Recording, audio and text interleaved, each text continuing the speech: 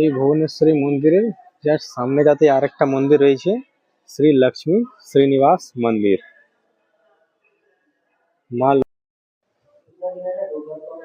মন্দিরটার ভেতরে ঢুকতে ঢুকতে 6টা স্তম্ভ রয়েছে, যেমন আপনি রামেশ্বর মন্দিরে যান সেরকম। কথিত রয়েছে সাল 1978 সালে স্বামী রঙ্গনাথ মহারাজজির দ্বারা এই মন্দিরটার কাজ শুরু হয়।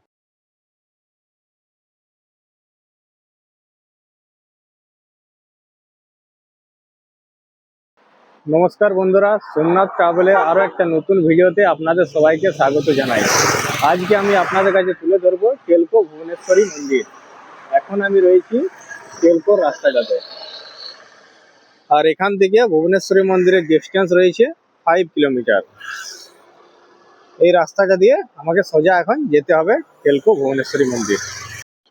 এই যে ভুবনেশ্বরী মন্দিরটা রয়েছে, এটা জামশেদপুরের একটা খুব জনপ্রিয় মন্দির এবং অনেক পুরনো মন্দির এটা।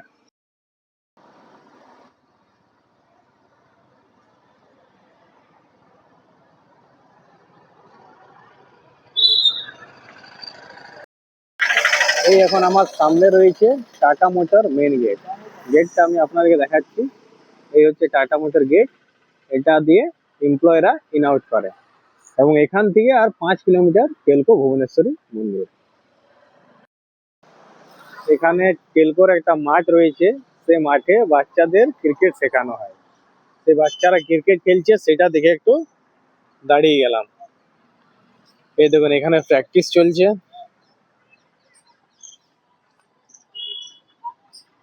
আরে বাহ, তো বল হয়ে গেল। আর এখানে ওই সাইডে কিছু, এই সাইডে বাচ্চাদের ম্যাচ চলছে।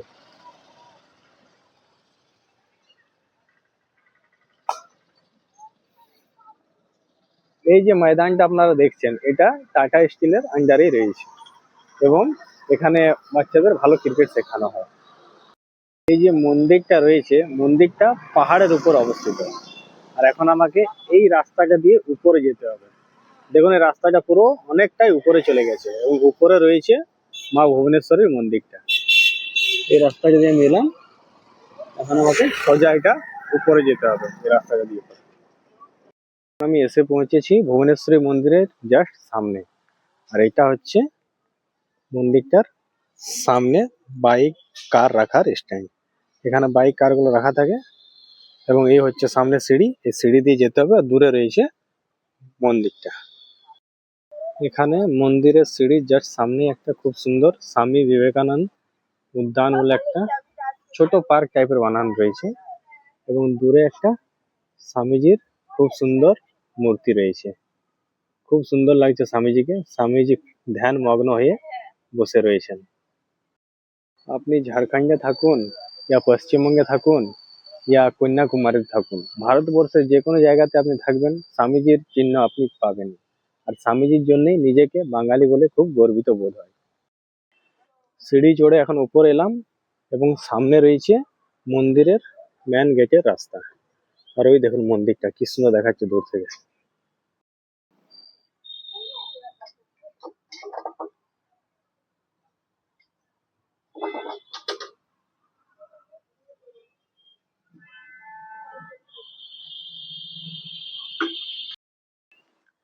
মন্দিরের জাস্ট গেটের সামনেই একটা খুব সুন্দর হাতির মূর্তি বানানো রয়েছে। হাতে যা সুর উঠিয়ে রয়েছে।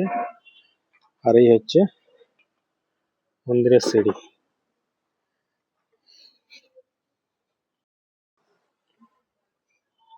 এই হচ্ছে মন্দিরটার স্ট্রাকচারটা।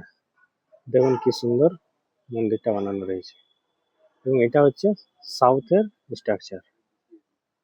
আর সামনে রয়েছে একটা স্তম্ভ। এটা আপনি সাউথের যে কোনো মন্দিরে যাবেন, এই স্তম্ভটা পাবেন। এবং সামনে একটা তুলসীর গাছ রয়েছে। আগে ভেতরে গিয়ে মা ভুবনেশ্বরীর আশীর্বাদ নিয়ে আসি, তারপরে আমি আপনাদেরকে মন্দিরটার ব্যাপারে কিছু তথ্য জানাবো।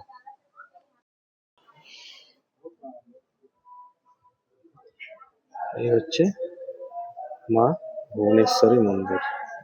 এটা একটা মা পার্বতীর আরেক রূপ।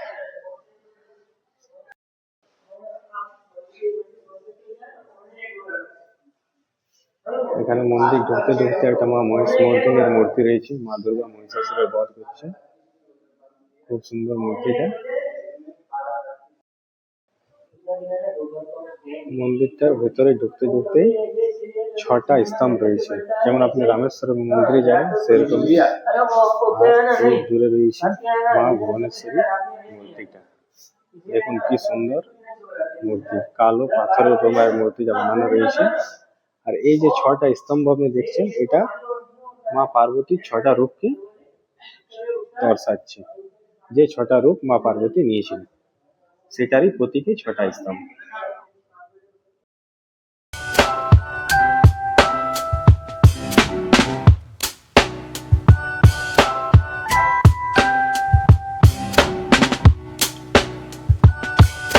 এই মন্দিরটার সামনে আরো অনেকগুলো মন্দির রয়েছে, সব মন্দিরগুলো এক এক করে আমি আপনাদেরকে দর্শন করাবো। এই সাইডে একটা ভোলে বাবার মন্দির রয়েছে, চলুন প্রথমে গিয়ে ভোলে বাবাকে দর্শন করে আসি। এই হচ্ছে ভোলে বাবা মন্দিরের গেটটা, আর সামনে রয়েছে একটা খুব বড় শিবলিঙ্গ। এবং শিবলিঙ্গটার খাসিয়ত এই হচ্ছে, দেখুন এটা মনে হচ্ছে যেমন গণপতি বাপ্পার মুখ, পুরো গণেশ ভগবানের মুখে শিবলিঙ্গটা বানানো রয়েছে। এবং কতটা বড় শিবলিঙ্গটা দেখুন।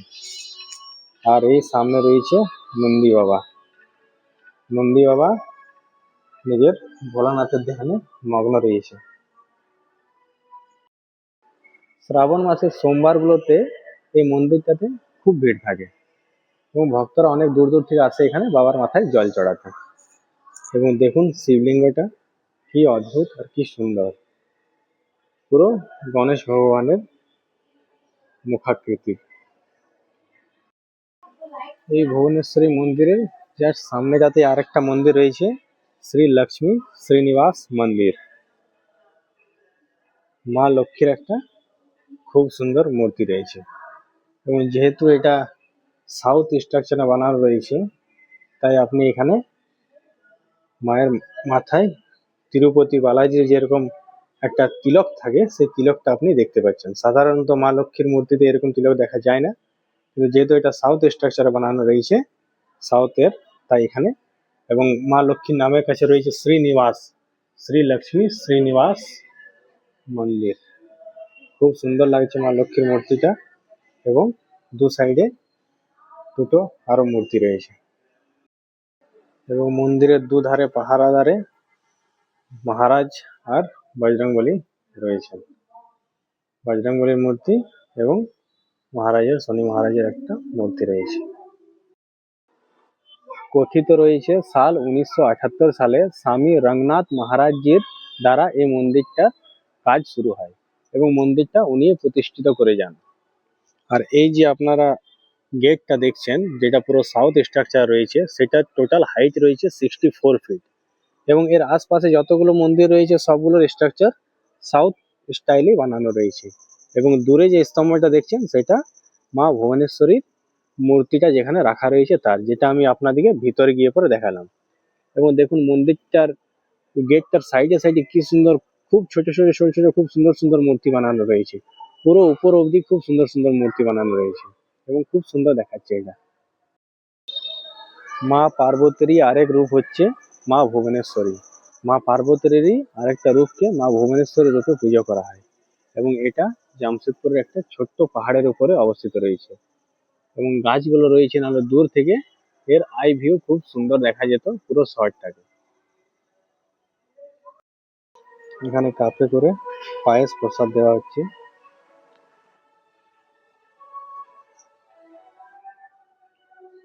খুব মিষ্টি প্রসাদটা। এই হচ্ছে সেই মন্দিরটা দিনে দুবার খোলা হয়, সকালে আপনার 6টা থেকে 11:30 অবধি, আর বিকেল বেলাতে 5টা থেকে 8টা। এই দুটো টাইম মন্দির খোলা থাকে। এবং তার মধ্যে মায়ের সন্ধ্যা আরতি আর শয়ন আরতি, মাকে জাগানো সব হয়ে থাকে। আর এর জন্য নিত্য পুরোহিত রয়েছে, যার প্রতিদিন এই কাজগুলো মায়ের করিয়ে থাকেন। এই হচ্ছে মায়ের মন্দির।